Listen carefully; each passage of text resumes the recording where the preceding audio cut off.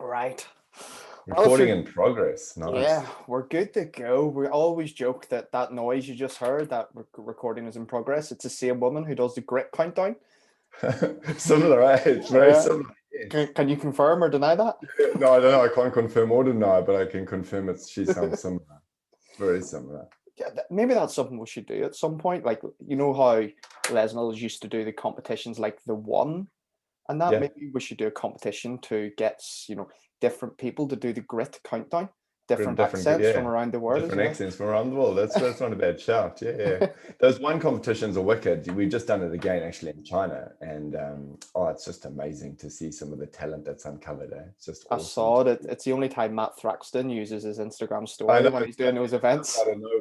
Right? Yeah, and he just like layers it in with events and all the Yeah. things he's doing. Yeah. Right. So I'll give you the introduction now. Sounds I've good, got man. I've got notes on the other side of the screen here. So introducing to the podcast, Clive Ormerod, who is the Les Mills International CEO since March 2019, a family man living in Auckland, New Zealand, with his wife Deanna and family. Did I pronounce Deanna You correctly? said that perfectly. Okay. Yes.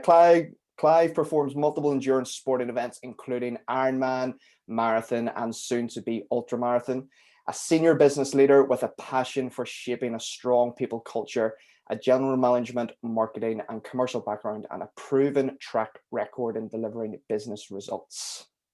Lovely. Thank you for that. That's an awesome intro. How's it, Ricky? How are you? I'm good. I'm good. We're obviously just chatting before we hit record.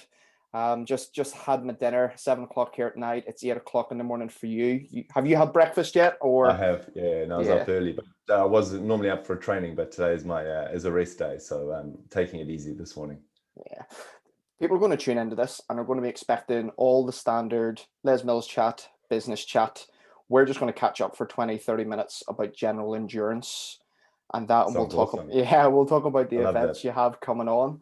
Love But that. first of all, like, who is Clive? If you were asked to introduce yourself, what would you say? Yeah, I mean, someone who cares about helping people at the heart of it. I think the thing that gets me out of bed, the thing that really helps put fire in my belly is motivating and inspiring others. And for me, that's such an important part of making an impact in the world. So Mhm. Clive is someone who helps or enjoys helping others. Clive is a family person. I'm married to Deanna, as you said. I've got two kids, Georgia and Cooper, both born in London, now living back in New Zealand. Someone who is competitive, very competitive, like I like putting myself out of my comfort zone. So I'm pretty clear on when I'm at my best and the environment I need to be a part of to hopefully do good things. And someone who just wants to keep learning. Mm. So Clive's always looking for opportunities to learn and grow and making sure that I surround myself with great people. Lockdown is over in New Zealand, and when the first lockdown happened, you went for the standard shaved head, beard look. How did that go? How was Oh, that? not straight up. It wasn't a straight up look, but it went fine. It went good. Like I'm someone who likes getting my hair cut every 2 to 3 weeks. I'm pretty obsessed about that. And obviously you can get your hair cut. So I just started doing it myself at home, or I actually got my wife, Deanna, to do it. And yeah, it was good just to be able to rock a different look. I think though also you and I had a bit of banter about you potentially shaving your head as well. Oh, So we're breaking up. We're breaking up here. The connection's going. still waiting for that because I do have it in writing, the commitment you made to shave your head if I shaved mine. So looking forward to you doing that. And maybe your listeners will be able to give you a little bit of encouragement to go ahead and go and do that. Should we set some sort of goal? If this podcast gets retweeted and shared on Instagram stories, 1,000 times, I'll shave my head. Or maybe just a couple times even. Not a chance, not a chance. But by complete coincidence, my razor broke last week and I had to buy a new one last week. And so I've got a brand new, and it's the hair trimmer set. So, Perfect. No like I said, excuse. we're in lockdown right now. So we're probably looking at another 4 or 5 weeks before barbers, etc., open. So we'll see. Middle of February, we'll look out for You have that. to get Lindsay to shave your head for you then. So, well, she did that the last time. It wasn't a complete shave. We actually tried to do a haircut, and it was 2.5 episodes of Suits it lasted. So we're talking Nice. 2.5 hours here. And Nice. to be fair, there wasn't that many arguments because I was engrossed in Suits, but it was a long time. Good on you and good on her. Like I said, we're going to chat Les Mills, etc. later. I want to chat about endurance sports. You have an ultra marathon coming up. I So, do. what's an ultra marathon, and just talk us through the process and training and that. Yeah, I've got an event. It's coming up in just under 3 weeks, actually. So 13th of February is the day. So only a few weeks away, and I've been training for almost 30 weeks now. So it's been a big commitment. It's probably been the biggest commitment to training I've made, even bigger than when I did the Ironman, or maybe I can't remember that far back. But I'm doing an ultra marathon. An ultra marathon is anything that's longer than a marathon. The event that I'm doing has a 50-kilometer option and a 102-kilometer option. I'm doing the 102. So it's going to be an amazing challenge. I think it's probably going to be one of the biggest challenges I've ever had to put myself through, because the thing with an Ironman, and you've done it, so is that you've got 3 disciplines. So you can mix it up across swimming and biking and running. Whereas now it's just running or walking, running for 102 Ks. And Yeah. the pressure and the impact on the body is just huge. So the training has been something like no other. And I've just come off the back of my biggest training week, which was last week. So I'm into now a 3-week taper, slightly less training, and hopefully starting to get my body in good nick. When you say a big week, what was the big week for you? Total mileage kilometers was just under 120 Ks. I Ooh, did last week. The yeah. weekend was I did a 62K run on Saturday and a 22K run on Sunday. So 84 Ks over the 2 days within 24 hours. And yeah, it was tough, really, really tough. Mentally tough, probably more than Uh-huh. physically. Yeah, I mean that's what I always say this to people about endurance sports, and I said once you've got over the first hour of physical demands on the body, as in keep your legs running for 60 minutes or swimming for 60 minutes, the rest of it is just that conversation you have in your head. 100%. Yeah. And Yeah, it, it it, is. it either breaks you or it inspires you in some way. Yeah, it can't break you. It definitely can't break you, and it might sort of knock you back for a few moments or put you into a dark space. But Yeah. I agree. I think for a long event, whether it's a long swim like you're into, or doing an Ironman, or this run Mm-hmm. that I'm doing, you've got to do the work beforehand. So you've got to train, and you know that if you've trained, then it is going to be a mental challenge. Mm-hmm. The thing that I love about endurance events is exactly that: is you get found out if you Mm-hmm. haven't done the graft. If you Yeah. haven't worked hard or put in the work beforehand, you get found out, and that's Yeah. going to be a big challenge. So that's what I'm looking forward to. Excellent. And how long total is the training? You say you're in week 30 now, so it Yeah, must just coming be into what, week 30 34 now. weeks? Yeah. Yeah, it's going to be just like 33 weeks until race day. So Excellent. yeah, so Bevan James Isles, he's actually one of our body attack Uh-huh. trainers. He's a run coach as well, and he's got his own business that looks to inspire people and get people fit and get people moving. And he's been my run coach now for that entire time, and he is just awesome. He's inspiring and motivational, and yeah, he's Uh-huh. been just amazing to be alongside. I, I suppose just talking about the training side of it, is it all running or do you have strength sessions? Running and core. So Okay. I'm doing CX Works or Les Mills core once or twice a week. I've been doing that from the start.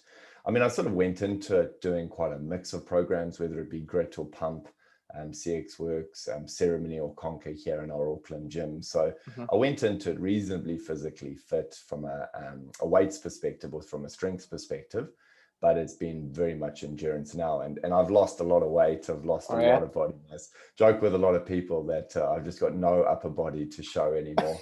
And it's going to be some hard work to get it back afterwards. So a different focus in a few weeks' time. How do you, I'll ask you and then you can ask me. Yeah. When you do the Ironman and you do marathons and ultra marathons, one of the first things people ask you is why. So Yeah. what's your answer to that? Is like, Clive, why do you do endurance? Why do you want to run for 102 kilometers? Yeah, it's my wife's been asking me that a bit recently too, because it's definitely put the challenge in at home the last 4 or 5 weeks, where I'm having to train hard and long and just being away for a long time. But at the heart of it is I know that I'm at my best when I'm running a lot and when I've got something big outside of work to focus on. Mm. And when I say big outside of work, to focus on a physical event, something that I can anchor myself into the future on, and something that keeps me looking forward. So if I go back to our first lockdown here in Auckland in New Zealand back in sort of April, May, I struggled.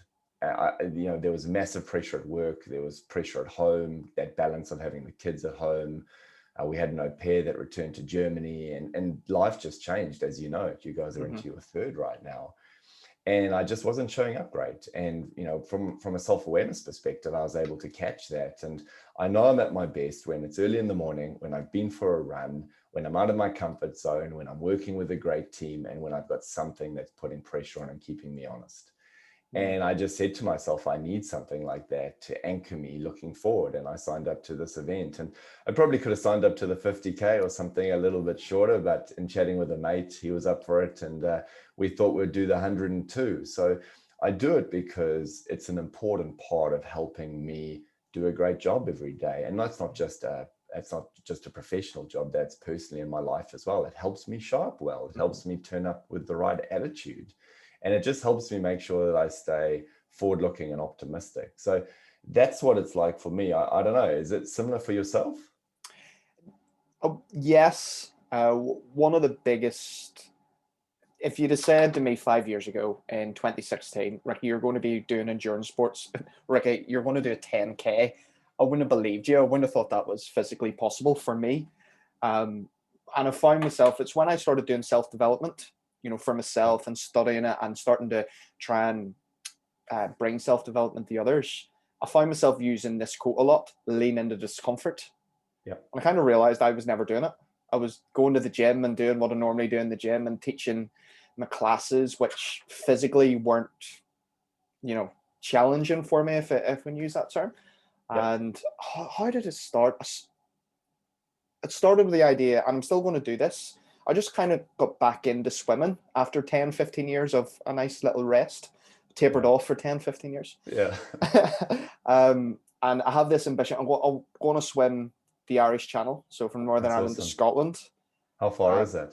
It is 21 miles in a straight line. Wow. But obviously with the currents, it can be anything Yeah. from 25 to 35 miles. That is amazing. And I was going to do that in 2020. And the rule, you're the average of the 5 people you spend the most time with. Yes. So I was spending all this time in the pool. And I was swimming with these guys and girls who all do triathlon. I was like, oh, maybe I'll do a triathlon. I can ride a bike. I can run 5K at the time. And then it just got the hunger. So okay, what's the Olympic distance? And they told me. I said, what's a half Ironman? No, I'll go and do an Ironman. So that's a long way of me of saying I've put the swim back until after the Ironman, because it'll require a different dedication. I'll do the full Ironman hopefully this year in August. Awesome. So this is actually meant to be week 1 of 30. And it started well? No, not really. I can't. Why? So because this pesky coronavirus, COVID, I was just focusing a lot of running. So I got a little calf pull last week. I say this is meant to be week 1. And there's meant to be 4 runs. I couldn't commit to 4 runs. No, really, yeah, it's so frustrating, eh? Yeah, and it's so cold here in Scotland. Yeah. Like you have to build up to get into that sea. It's like 5, 6, 7 degree water. And then even being out in the bike, it's icy roads. So it hasn't started well. And I have it on good authority. Like I know people.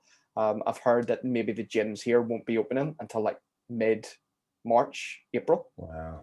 And kind of like, okay, so that's, and maybe you can relate to this attitude as well. It's kind of like, okay, right, I'll be 20 weeks out. When's my cutoff point? And in my head, I'm like, as long as I have 15 weeks, you can do it. I can build up in 15 weeks. Yeah, but I think there's something in that too, is also how you hold yourself accountable so that you don't exit, you don't find reasons why you don't go ahead and get this goal done. Because, you talk about leaning into discomfort. I'm exactly the same. If I look back on my life personally and professionally, I've had the biggest learning growth opportunities. I've advanced the most as an individual when I'm in uncomfortable situations or when I'm totally out of my comfort zone.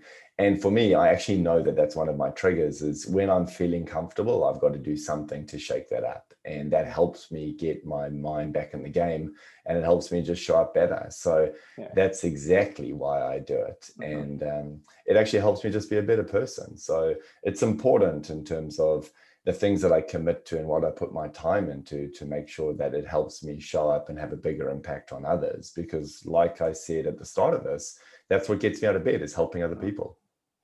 And there's something about when you're running or on the bike for a long time on your own, or even in the water, even more so, I guess I could say, see those conversations you have, like you have some of the best ideas when you're just on your own putting in the miles.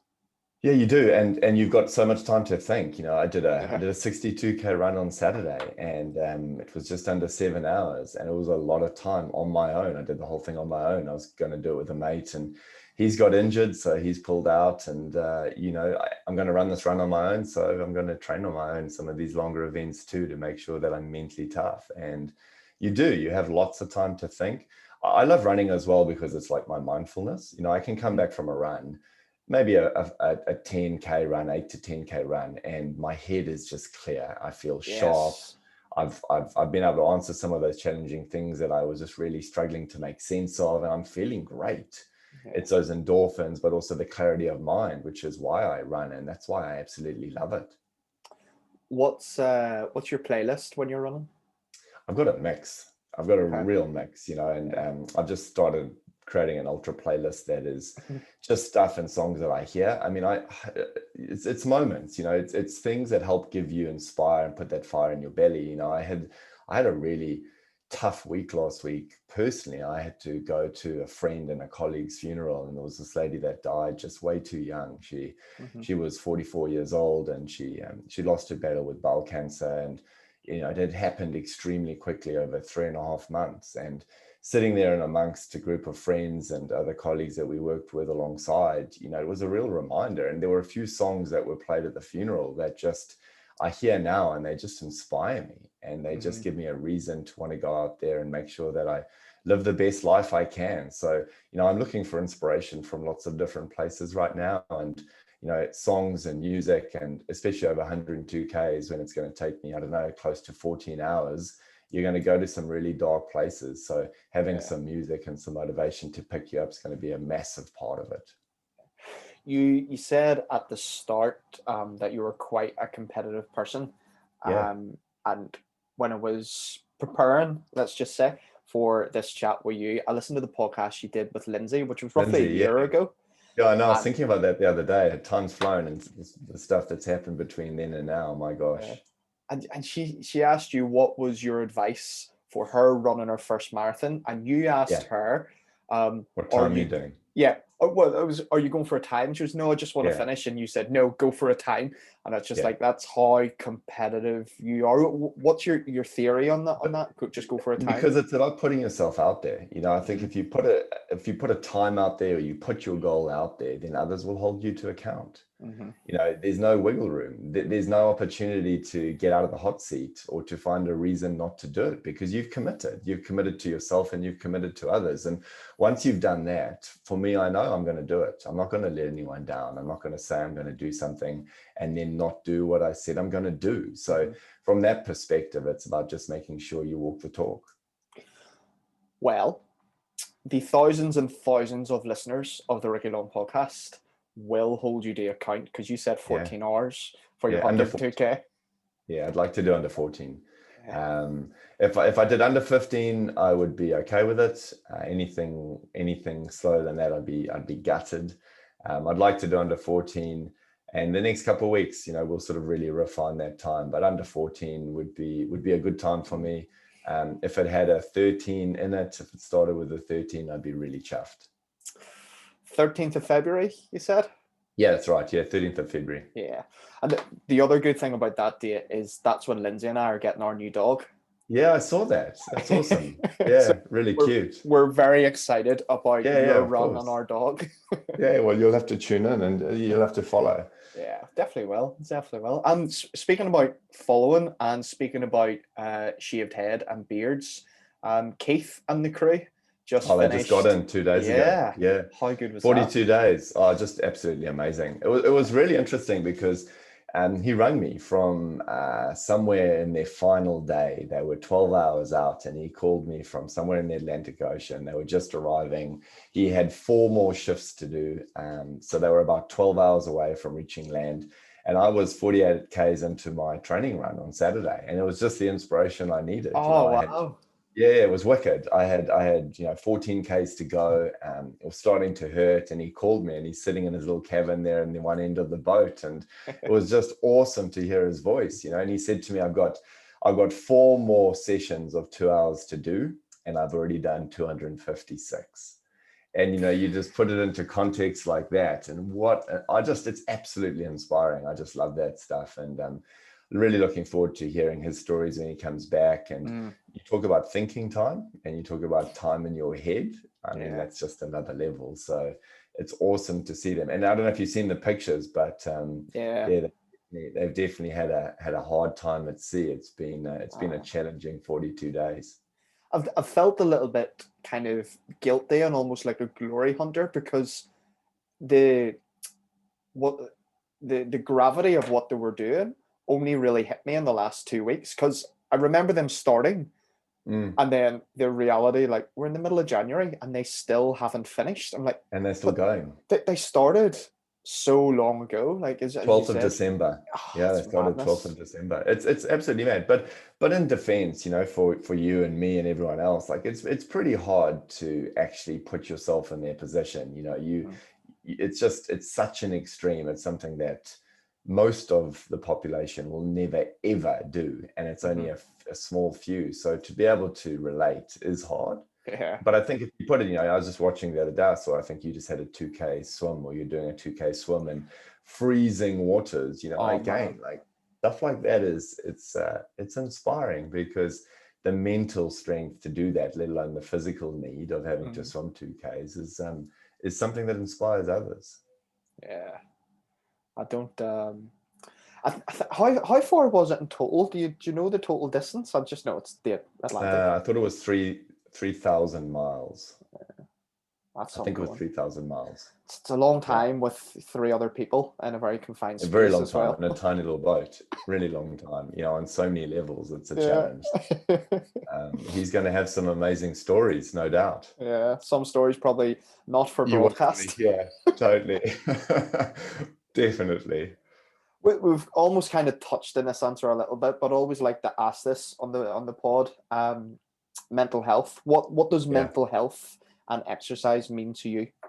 Yeah, it's really real. I think right now, if I think about how I've had to get my head in the game over the last 12 months like nothing ever before, if I think about the way I've had to prepare and get myself up for moments or conversations with the team, or just showing up right at home, I think mental health has something that's really come to the fore over the last 12 months. It's Mm, something that was less spoken about, and I think it's far more in the general public domain right now, which is just amazing. It's one of the great outcomes, I think, from what's happened and what the world's been through, because the reality is we're all struggling with it, or have the potential to struggle with it at some level. And I think the ability to be able to acknowledge that and to understand what it means for you as an individual, or for your loved ones or those around you, and how you do something about it, is something I'm most interested in.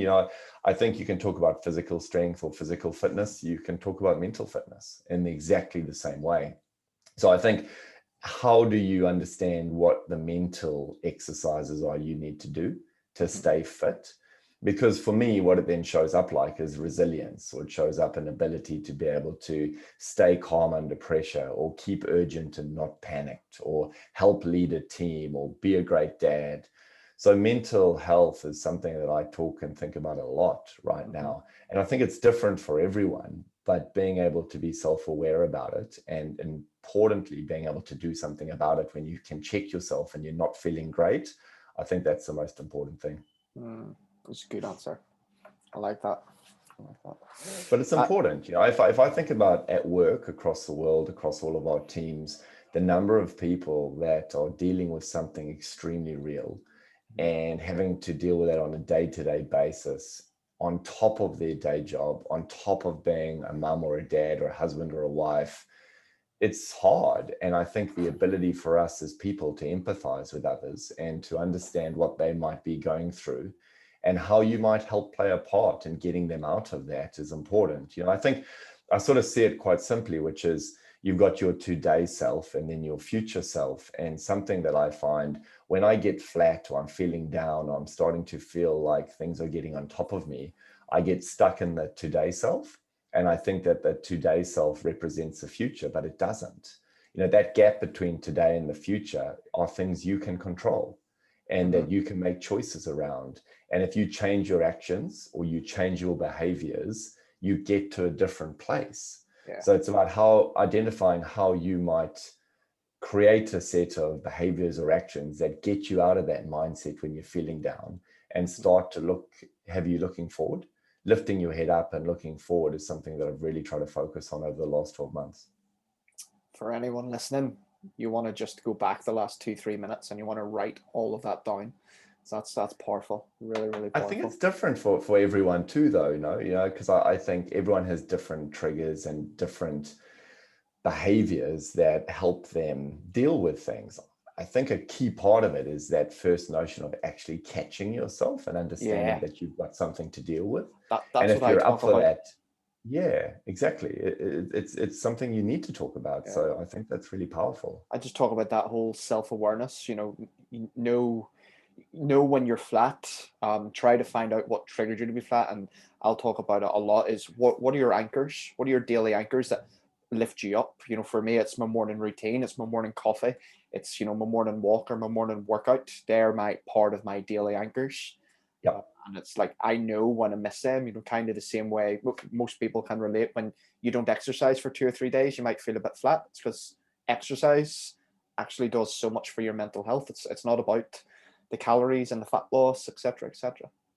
I agree 100%. That for me, the daily routine, the morning routine is vital. I know I'm at my best when I'm running or I've run in the morning. I'm good when I've exercised. I'm better when I'm running. But there's a few basic things I do as well. When I wake up, it's just sort of being present, understanding that like you wake up, you have a few deep breaths, you sort of connect with the day. I also try and be grateful for one or two things that has happened recently or soon to happen. And then probably the last thing I do is I'm quite deliberate about connecting that with what I've got for the day ahead. So planning the day ahead in that moment around, okay, how do I connect how I feel now to some great outcomes today? So for example, I woke up this morning and I thought about this conversation we're going to have. And a key piece for me was when it's gone well, what has it felt like? What is the type of conversation we've had? What's the dialogue been? Because when you put it through the frame of it's going to go well, you then show up differently. The conversation you have, the words you use, the language that you use is different. And as a result, you get close to that good outcome. You create a successful outcome. So I try and be really deliberate about everything, which sometimes can come across inauthentic to people. And I have had that feedback from time to time. If you're deliberate about things and people are aware of that, then they can challenge you and check you on that. But people that know me just know that that's not the case. And if they took the time to get to know me, they'd understand that it comes from 100% the right place of just wanting to help others. I'd agree with that. I don't know. Do you remember the first time we met and had a conversation? No, I was thinking about that, and I was like, I actually can't remember the very first time. When was it? It was Rhodes, 2019. Yeah, okay. And Team UK had just come out of that meeting. Yes, that meeting. The next session was due to start in the main hall. And Lindsay and I were walking down I was going to call it the aisle. Yeah, we were walking down the aisle, and there's hundreds of other people that are obviously ready to start. And you walked past us, and you just kind of smiled and said hello, and we said hello. And you recognized us from being in that meeting because Lindsay and I said a few things. And you asked us something to the effect of, how was that meeting for you? Or how did you think that went?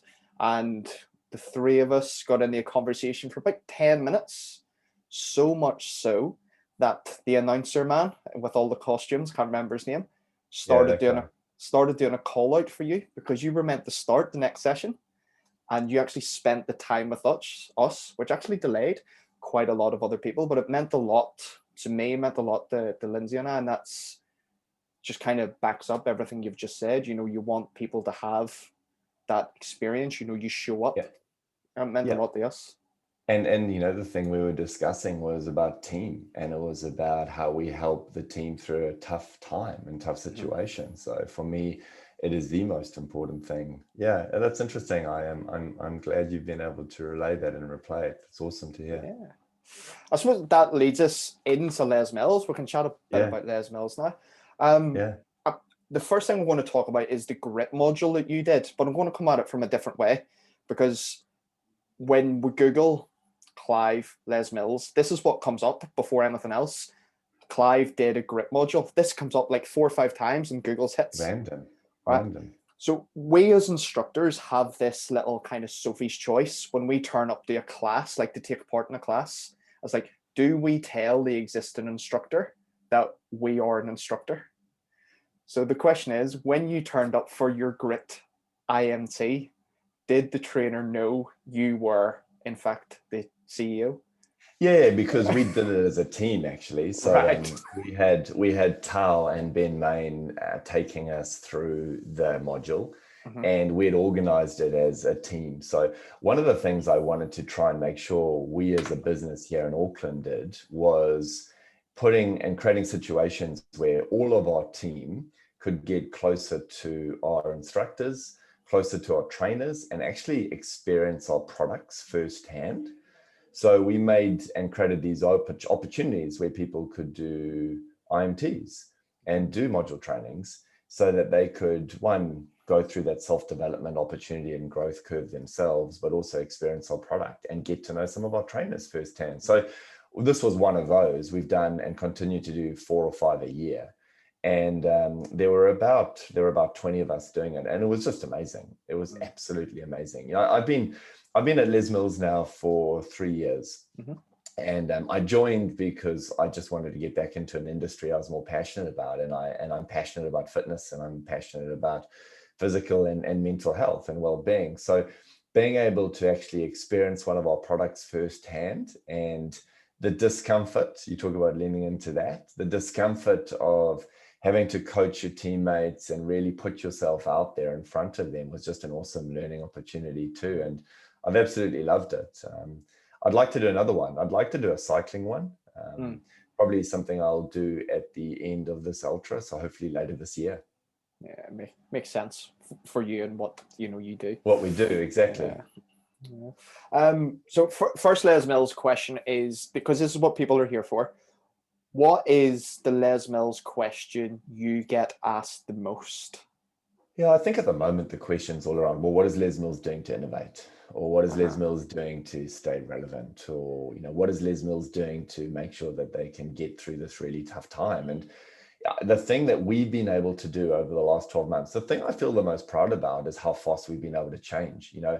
I understand there's some people that around the world think maybe we haven't changed fast enough, or we haven't done the right things. And you're always going to have that. You're always Yeah. going to have haters, or you're going to have people that have a point of view. And we get out of bed every day to make sure that we really serve our customers, our clubs, our instructors, the end member better. And everything we've done through this pandemic has been about helping the business show up as well as it can and better serve those customers, better serve those members, better serve and connect with those clubs and instructors. So I'm most proud about the things we've been able to bring to the front over the last 12 months. And that's probably been the question I get asked the most, and no Yeah. doubt will be the question I continue to get asked the most. But I'm not sure it's always the most important question. I think it's just top of mind for a lot of people.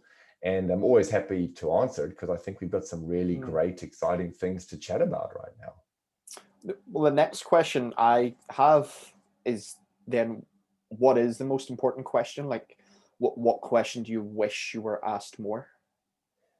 I think I'd love to be asked more around the real deep, meaningful things we're doing to help people or Mhm. help our business be more inclusive or more diverse, or bringing new people into the industry that would never have chosen fitness before. If I think about the commitments we've made around diversity and inclusion and equality as a whole, in terms of trying to inspire and be a role model for people from all walks of life, from all backgrounds, from all countries, I think that's something that helps us as a business really be of the future and looking forward.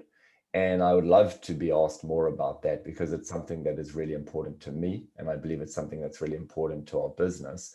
And I think it's really important for the industry in particular, to make sure that we continue to look forward and we go to places that we haven't necessarily been in the past. Because if we don't change as an industry, we're not going to be attracting the best people into it. We're not going to be a place of great talent. We're not going to be a place that people want to stay around. And I want to make sure that as an industry, we are something that people choose because they're inspired to be a part of it. Yeah, there's a lot in that which I can see, in how Les Mills have behaved in the last 6 months, especially, and you Yeah. can see that fast evolution, especially speaking from the trainer point of view. Like the idea this time last year, the idea that we'd be doing online module training, online workshops, online streaming in any capacity, it was just completely alien, and we've managed to do it to do it, as you say. And do it extremely well. Yeah, If I think about some of the experiences I've seen and how you run those sessions, they're amazing. The experience is great. Yes, it's not live, we get that, but it is an awesome alternative as well, and it makes it more accessible. Yeah. I'm going to jump into my phone because, as I said, I asked a few people some like what questions you have. Now, a lot of them along the same lines. So again, this is a standard question that we get so often: is what new programs are coming, when, what can you tell us? Yeah, I mean, I don't have anything I would share today without us doing it in the proper way, but we are working on programs all the time. Like I've got a session later today that is looking at a program that is being developed and watching the team go through it and just having a conversation about it. So there is ongoing development around products and programs all the time. We've got a gym up the road. We've got 12 gyms in New Zealand where we can actually test and get these products into market and actually test them in an environment. So we've got a really strong program development process. We are confident that we have the programs, we have the people, and we have the science as well as the art and craft to continue to make world-leading product. And we're going to continue to do that. So I think, if you're a part of Les Mills or want to be a part of Les Mills, it's going to have an exciting future. And I think that's probably the most important thing for instructors and clubs and other people to hear, because we are committed to that. We're committed to creating a better future. We're committed to creating a fitter planet, and the product through which we do it will keep advancing. This one's cool. So I'm going to try and paraphrase it. I don't think I can. The impact of digital has witnessed technology move forward at the rate of 5 years in the last 10 months. Step forward another 5 years. What do you think the venue fitness experience will look like? Yeah, I mean, I think there's so many people talking about this, but it's going to be a hybrid model. We know that. Yes, digital has jumped forward 3 to 4 years. We've seen it in our business. You talked about one example there with online IMTs. We've taken our group fitness management online. We've done so much digital educational experience now that you can access that we never had before, which means that our business and our products are far more accessible. So yes, absolutely, it's jumped forward. But I'm also a firm believer that the live experience will always be the pinnacle. A firm believer of that. The reason I was looking forward to today was connecting with you. The next best thing would be doing it in person.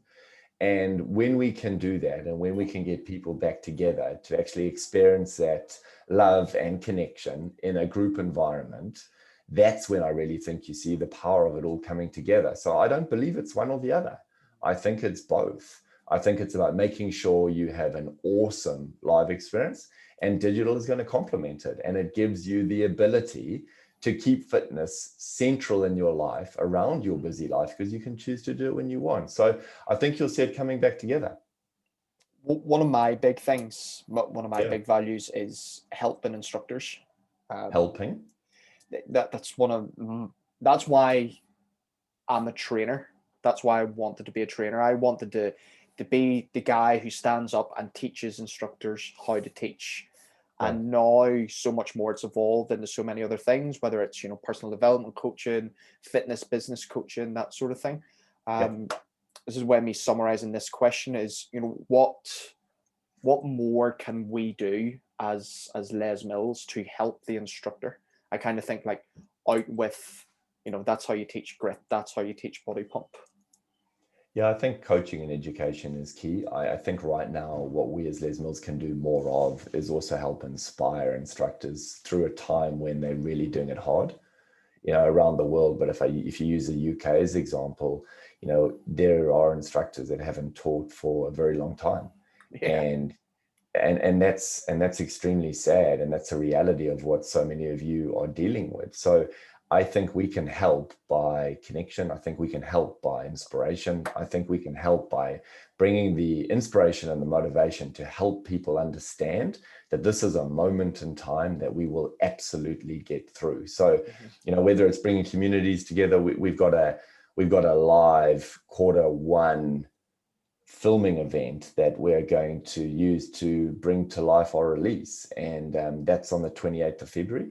Yeah. And that is about helping instructors have something to look forward to, bringing communities together, creating a connection moment. So that live streaming of that masterclass or that program that you just absolutely love, or that live Q&A with Glenn or with Aaron or whoever it might be to help you get deeper education, hopefully can be something that anchors you into the future and understands that you can still have something to look forward to in this industry or as part of this business.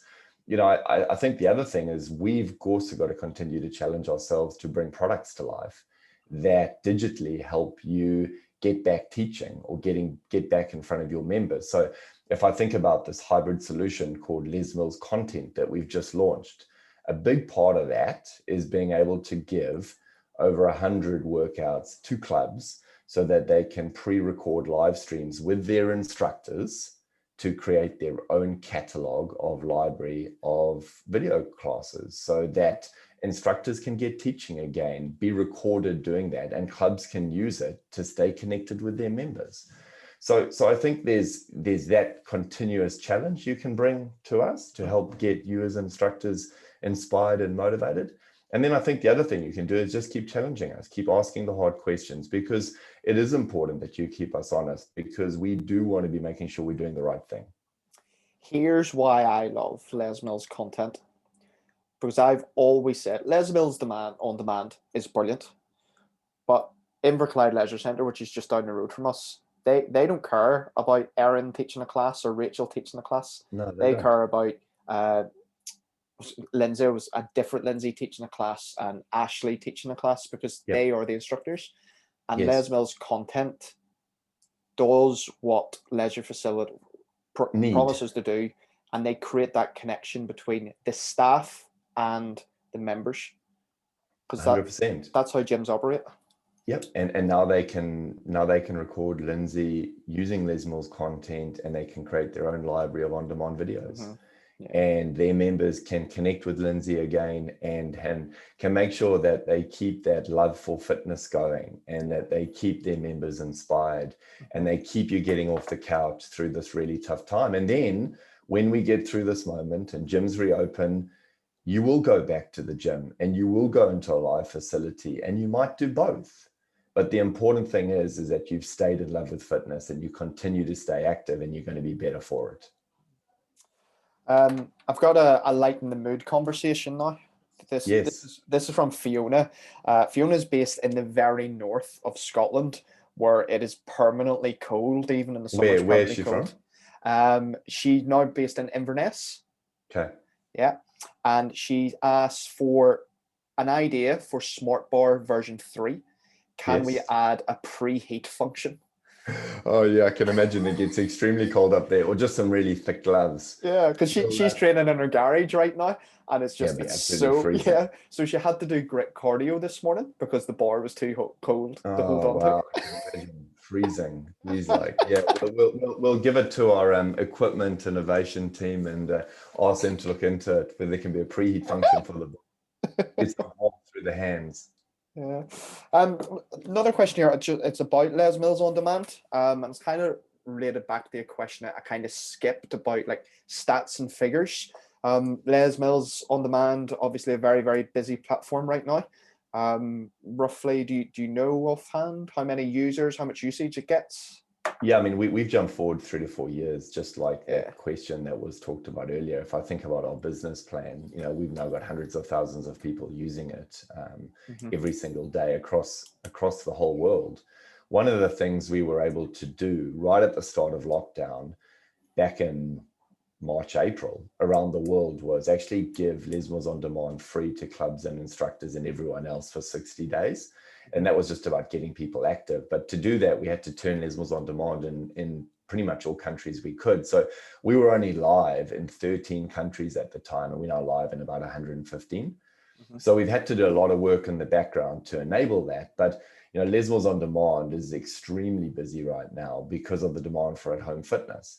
Something we have seen, though, which is interesting and might be of interest for your listeners, is in New Zealand, what we found is as gyms have come out of lockdown, there's people that found Les Mills on Demand that weren't a member of our gym that are now members of our gym, Yeah. or people saw Les Mills on Demand. We had Les Mills on Demand on our TV1 channel for a few weeks, and Hmm. some people got into that doing Les Mills on Demand classes and then joined the gym when gyms reopened. So I think it's a perfect example to that question you put to me earlier about that hybrid model of how does live and digital work together. Yeah. And I don't believe it's one or the other. I think it can grow the industry as a whole.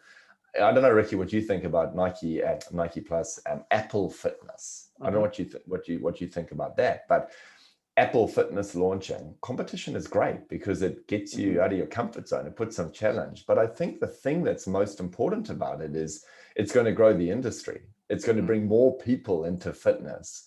And I guarantee you, some of those people might come into the industry or start working out using Apple Fitness. And then they'll see other examples. They might come across Les Mills and then they'll choose us because we know we can do a better job of the experience or the workout or what it might be. And I think that's just another example of how digital actually grows the pie.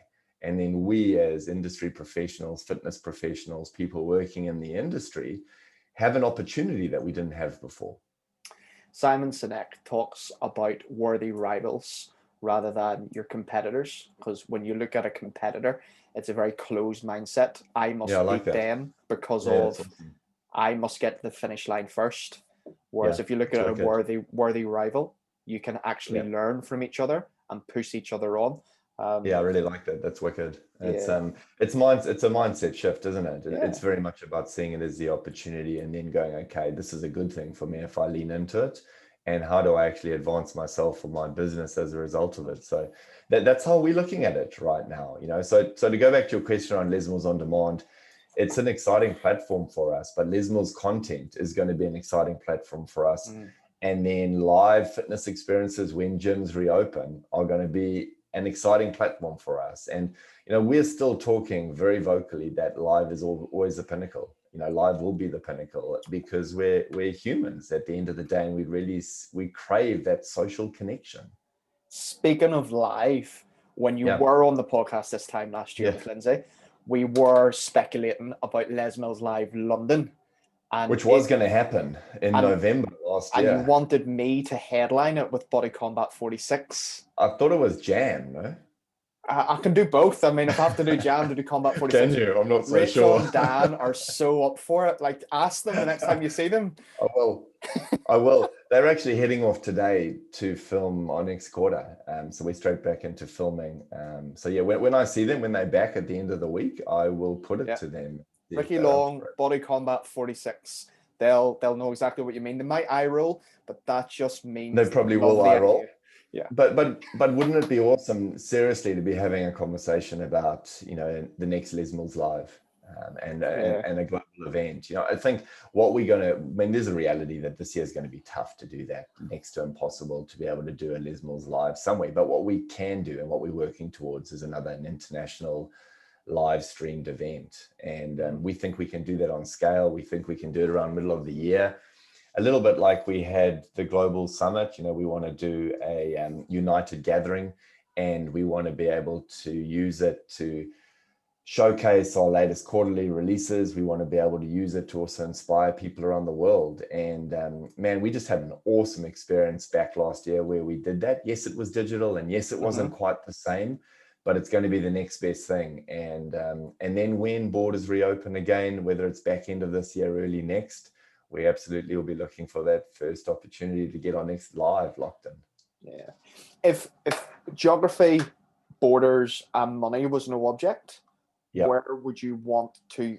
And you could only do one Les Mills live, where would it be? Where in the planet? That is a tough one. I think the reality is we were looking at doing something in Europe, specifically London and the UK, because we hadn't done something there for a long time, and we actually hadn't done a filming there. So we felt like there was an opportunity to do it first and to make it extremely special.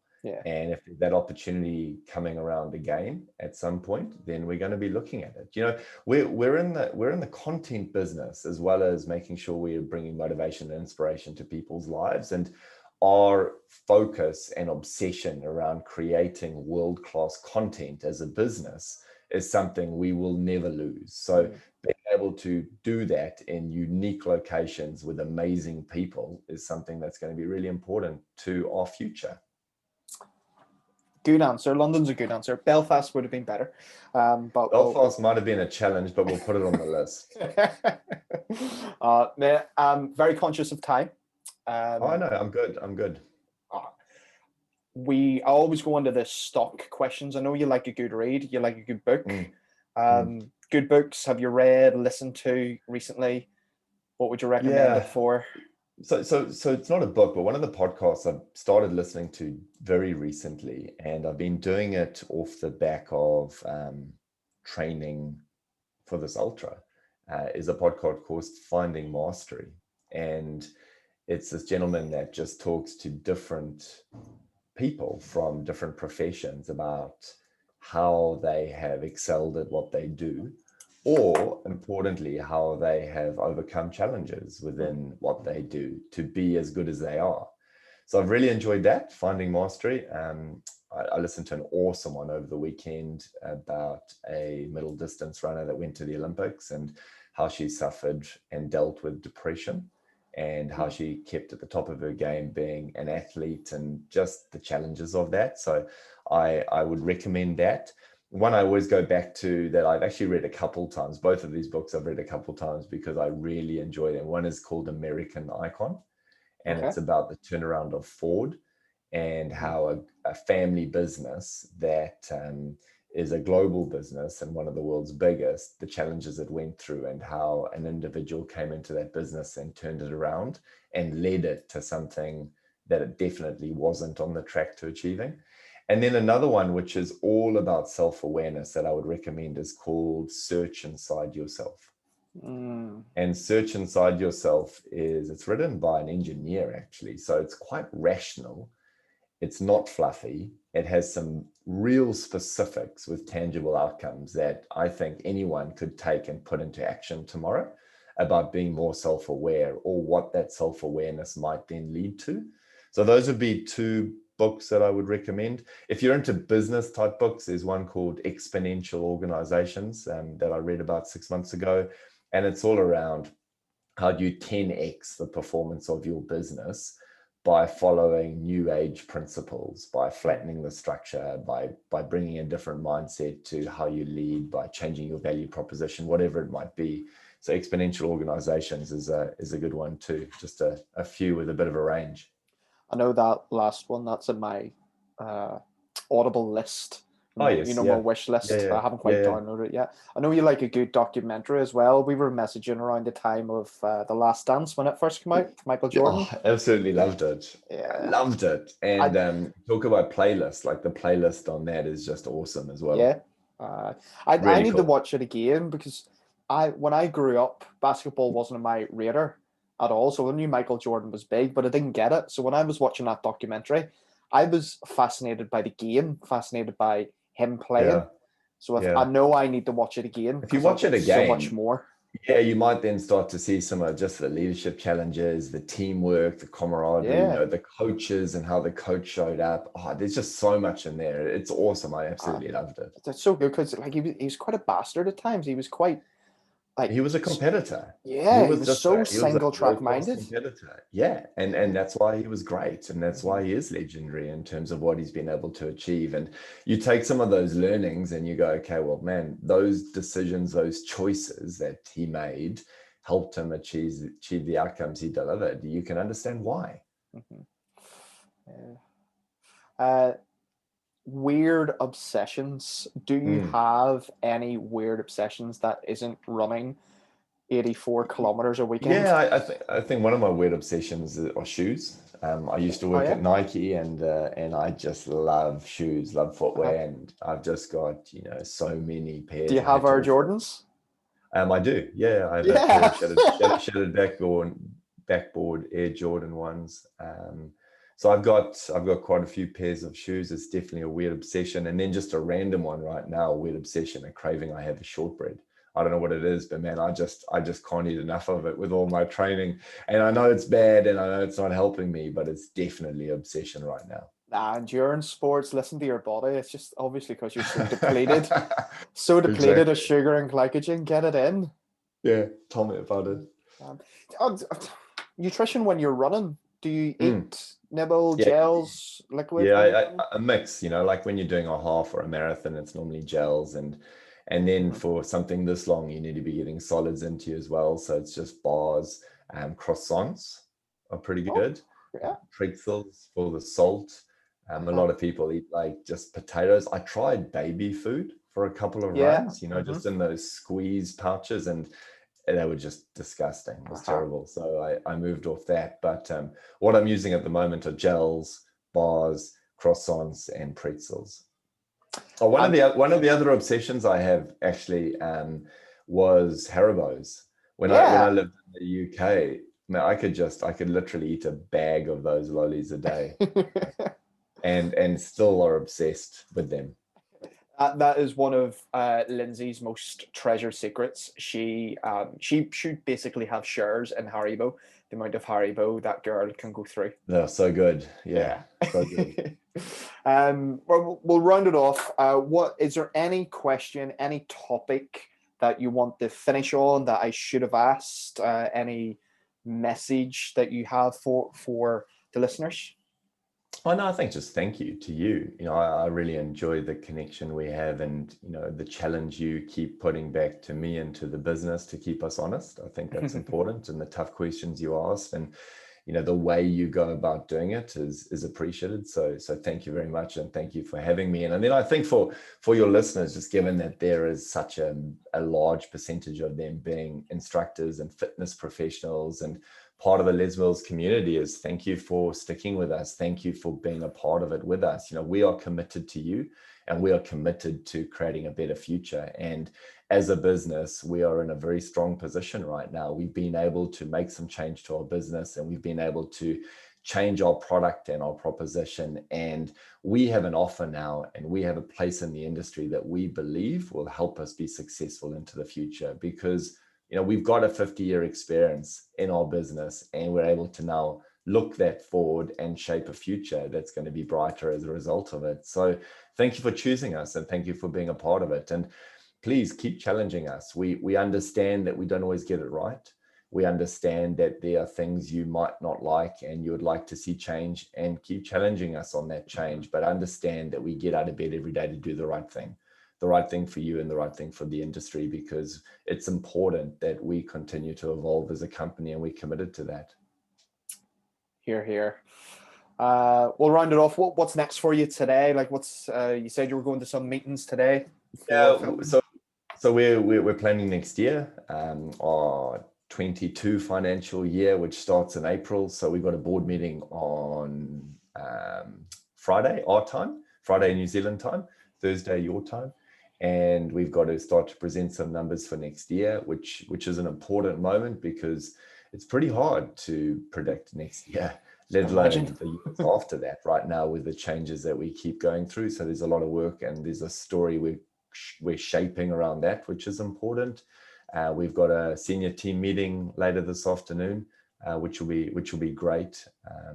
And I think the big thing for me right now, you come back into the business after a break, is just trying to connect with people as well and make sure that you show up and you're understanding just how people are feeling and what are they dealing with, and how might you be able to help them just feel better about the year ahead, or get their head into the right space and really feel excited about the impact they're going to make here at Les Mills and also in the industry. So every day is exciting. Every day there's something quite different. And that's what I love about this job. You know, I wanted to become a CEO because you have an opportunity to play left and right across a business. You know, you're not just functionally focused on sales or marketing or technology. You have an ability to be across it all and create a world-class team. And that's what I'm most excited about. So today's a part of that. Excellent. Clive, thank you so much for coming on, giving up your morning, giving up your time and so much knowledge. It's been absolutely fantastic to have you on. I look forward to you completing your ultra marathon. Thank you. We'll have a I'm chat. looking forward to it. Maybe after that, when I get closer to the Ironman time. What date is yours? August, you said? August 15th. Okay. I've heard a whisper that like sport events like this in the UK and Ireland won't run except for like elite athletes. So I've heard that whisper, but like I said, it's just a whisper. I can't control that. All I can do is what I'm doing, you know, at the moment. Yeah. So yeah, you know, only time will tell. But I've kind of decided in my head is that I'm going to do it anyway on that date. Yeah, you should. Yeah, and I've had the same thoughts myself about mine, because you know, we had one case of community transmission 2 days ago, and like, whoa, if we go back into lockdown, what does that mean? You know, and I'll do it myself on a day, and you just have to, you know, you got to control what you can control, and understand that some stuff is going to happen, and just deal with it. Yeah, so yeah, I think I'll be doing it anyway, whether it's just, you know, round the block. If we're only allowed 5 kilometers from the house, I'll just have to do it like that. many laps, and swim out front. Well, thanks for taking the time to chat. It's been awesome as always, and let's do it again sometime.